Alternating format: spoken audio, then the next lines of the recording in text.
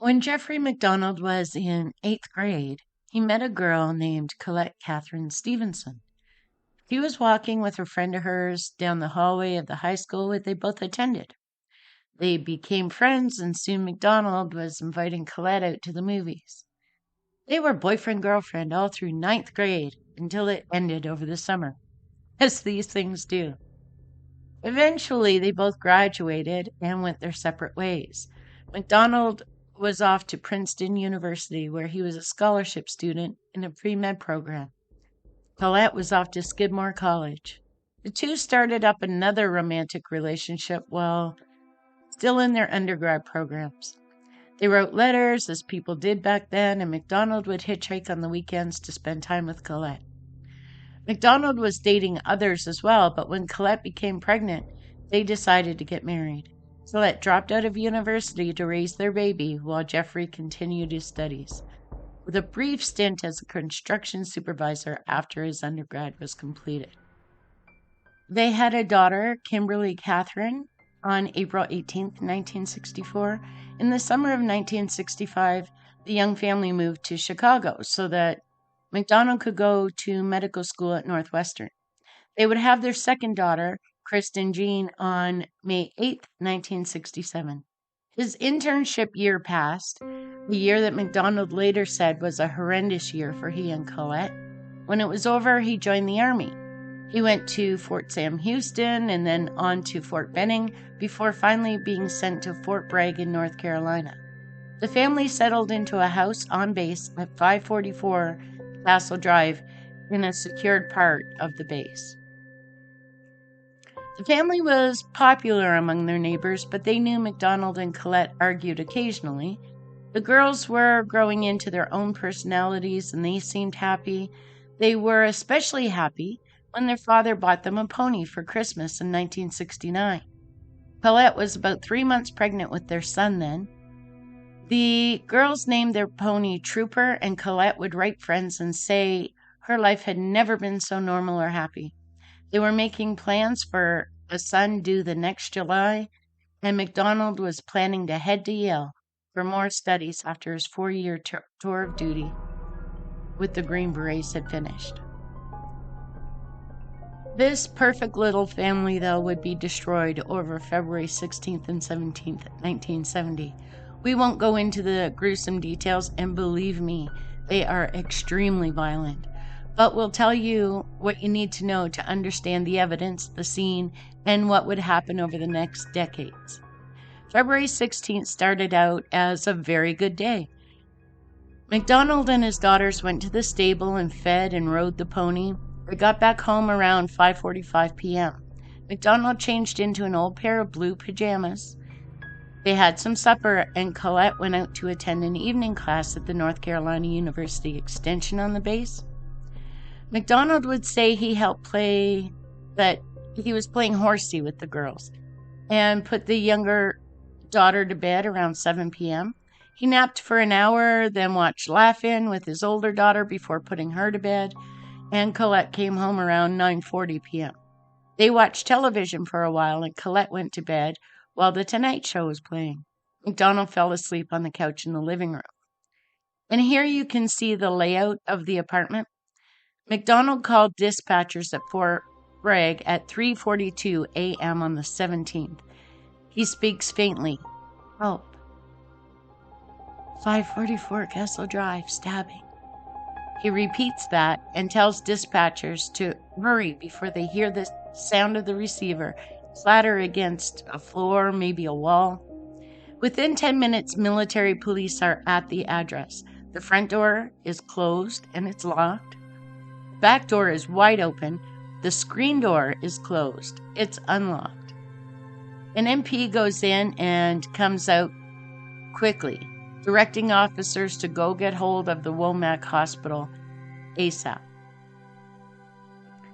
Colette was found sprawled on the floor of the master bedroom. She was on her back. She had obvious blunt force trauma to her entire body, including defensive wounds. She had been stabbed multiple times with an ice pick and a knife. There was a bloody, torn pajama top across her chest and a paring knife on the floor near her. She was dead. MacDonald was found next to her, laying face down with his head on Colette's chest and one arm around her neck. He was alive but wounded. He whispered for personnel to go check on the kids and said he had heard them crying. The older daughter, Kimberly, was located on her bed in her bedroom. She also had obvious blunt force trauma and had been stabbed multiple times with a knife. She was on her side and she was dead. The youngest daughter, Kristen, was also located in her bed in her bedroom. There was a baby bottle near her. She had been stabbed multiple times with an ice pick and a knife. She had defensive wounds, and the baby was dead. In the master bedroom, the word pig was written in large capital letters in what turned out to be Colette's blood. After receiving some resuscitation, MacDonald sat up and said he was going to kill the acid heads, and when taken out by stretcher, asked to see his kids. At Womack, doctors note that MacDonald's wounds are nowhere near as serious or as numerous as the wounds suffered by Colette and the children. He had some cuts, bruises, and fingernail scratches. Nothing even required stitches, really. He did have one puncture-type stab wound that caused a lung to partially collapse and a mild concussion. He was released after 9 days. So now the Army is investigating, and he would tell CID officers that around 2 a.m. on the 17th, he washed up the dinner plates and decided to go to bed.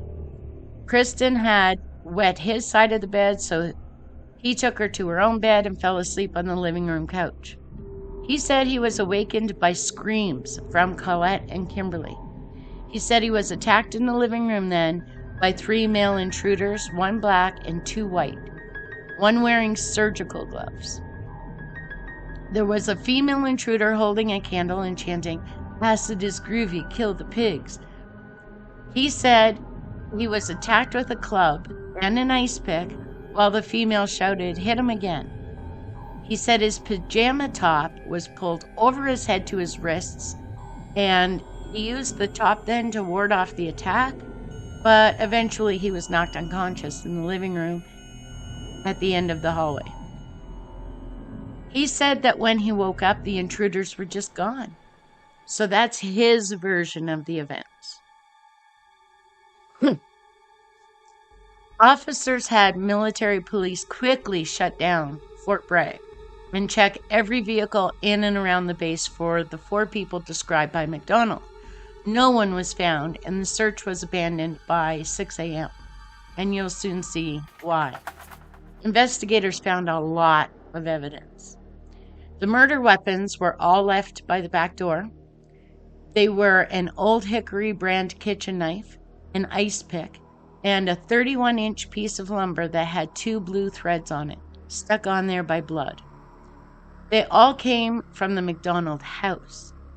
All were wiped clean of fingerprints. Though they came from the house, MacDonald would claim he'd never seen them before. It would not take long before CID realized that MacDonald's account was false. It could not have happened. First, the living room was basically untouched. There was no sign of a fight for his life there. The coffee table was tipped on its side and a plant was knocked over. There were no fibers from that torn up pajama top in the living room, even though that is where it got torn up, he said. There were fibers in the bedroom, though, underneath Colette's body, and more in the girls' rooms. There were blood-stained splinters from the piece of lumber in each of the bedrooms, but not in the living room where MacDonald claimed he was attacked. There was no blood or even fingerprints on either one of the phones MacDonald claimed he used to call after checking on his family members and trying to resuscitate them. There was a tip of a surgical glove under the headboard where that inscription was written, and it matched the gloves that MacDonald kept in a cupboard in the kitchen. MacDonald had claimed that the female's boots were soaking wet from rain, like dripping. But there was only one footprint on the entire scene, bare one that was leading from Kristen's bed toward the door of her bedroom. All of the blood and fiber samples contradicted MacDonald's accounts. For example, Kimberly's blood was on his pajama top, even though he claimed he did not have that top with him while he was in her room. MacDonald's blood was in two important places: in front of the cupboard, where the surgical gloves were kept, and on the right side of a bathroom sink. Colette's blood was found in Kristen's room. Kimberly was attacked at the door of the master bedroom. Why would home invaders then carry her back to her room to continue the attack? The neighbors were interviewed. They heard no struggle, no screams, but they did hear Colette shouting in an angry voice the night before. Babysitter would say that the couple seemed indifferent and didn't speak much to one another. So what does the forensics say? Well, they say that MacDonald and Kimberly were fighting over something. Colette probably hit MacDonald in the head with something that left a mark on his forehead, maybe a hairbrush. He began pummeling her with his fists and then with the piece of lumber. Kimberly woke up and came to the doorway where she was hit, maybe accidentally. MacDonald thought Colette was dead, so now he has to get rid of Kimberly, who witnessed it. He carried her, already seriously injured, and kills her in her bedroom. He then goes to kill the last member of the family, but Colette wasn't really dead. She stumbled into Kristen's room, likely to try to protect the little girl, and he finishes off both of them, then drags Colette back to the master bedroom. He's read about the Manson family, and so he spends the next bit of time trying to make the scene appear as if acid-crazed monsters came into the house and did all of this, using a knife and that board and an ice pick. An Esquire magazine with a very lengthy article on the Manson family murders was found in the living room. After cleaning up his fingerprints, he stabs himself with a scalpel, makes the phone call, and goes and lays down next to Colette. MacDonald was interrogated and had no good answers at all to the holes in his story. He would agree to a polygraph and then refuse it. He was charged, and his military preliminary inquiry began in July 1970. There was a great deal of evidence presented of MacDonald's guilt, but also some that suggested there was a white woman with a floppy hat and 3 males in the vicinity at 4 a.m. that morning, and that the woman had little to no memory of the night, but spoke of being high on mescaline. MacDonald's own testimony contradicted his earlier statements in significant ways. The colonel overseeing the initial inquiry would recommend dismissing the charges because whoever did the crimes must have been insane or high on drugs. So ultimately the charges are dismissed in the military. Then MacDonald started granting press interviews and media appearances. His version of the story just gets more contradictory. Suddenly, despite 9 days in the hospital and detailed documentation of his very superficial wounds, but one, he had more potentially fatal non-existent wounds. He would tell Colette's father that he and his friends tracked down, tortured, and killed one of the fictitious killers. Eventually, thanks to the persistence of Colette's family and a CID officer, there would be a grand jury convened. Unfortunately for MacDonald, even more evidence was gathered by then and would be presented against him, including a variety of experts that provided detailed explanations of the forensics and could point out the variety of ways MacDonald's story was a fiction. The grand jury indicted him. This is when years of litigation began. This case has been one of the most litigated criminal cases in U.S. history. There was a double jeopardy application, denied. A speedy trial application was denied, then appealed. A stay was ordered, and then that was reversed. The U.S. Supreme Court would reinstate the indictment. He finally goes to trial in 1979, nearly 10 years after the murder. An arrogant MacDonald would testify on his own behalf, which was a mistake because it only allowed prosecutors to highlight all the inconsistencies in his story and emphasize a more reasonable story told by the evidence itself. He was convicted after 6.5 hours of deliberation. First-degree murder for Kristen, second-degree for Colette and Kimberly. He was sentenced to 3 consecutive life sentences. There were appeals of his bail revocation, appeals of his conviction on the speedy trial argument, all the way to the U.S. Supreme Court. Then he would appeal again on the basis of lack of evidence, and then again on the basis of exculpatory evidence, and then on prosecutorial misconduct. All of those were denied, some after further appeal. There were new evidence applications. Both he and the prosecutors were granted permission to test items for DNA once that kind of testing became available. That would not work out well for MacDonald, as DNA would show that many of the hairs he alleged came from the fictitious home invaders actually came from him or from Colette. Only 3 were unknown. A hearing on the DNA evidence would reaffirm his convictions. So by now, 35 years have passed since the murders and 25 since his convictions, and the man was not done yet. He would appeal and be denied repeatedly.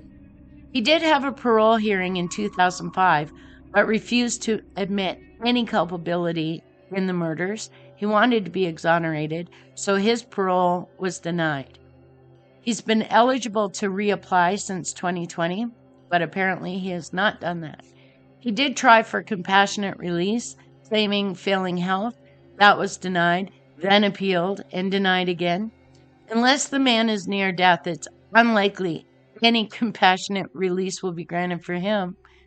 He's 80 now and has served about 45 years. He's maintained his innocence and different versions of his home invasion story since the murders happened more than 55 years ago. Thank you for listening. If you're enjoying these videos and want more, don't forget to subscribe and turn on your notifications so that you don't miss any videos. Thank you for watching. We really appreciate it.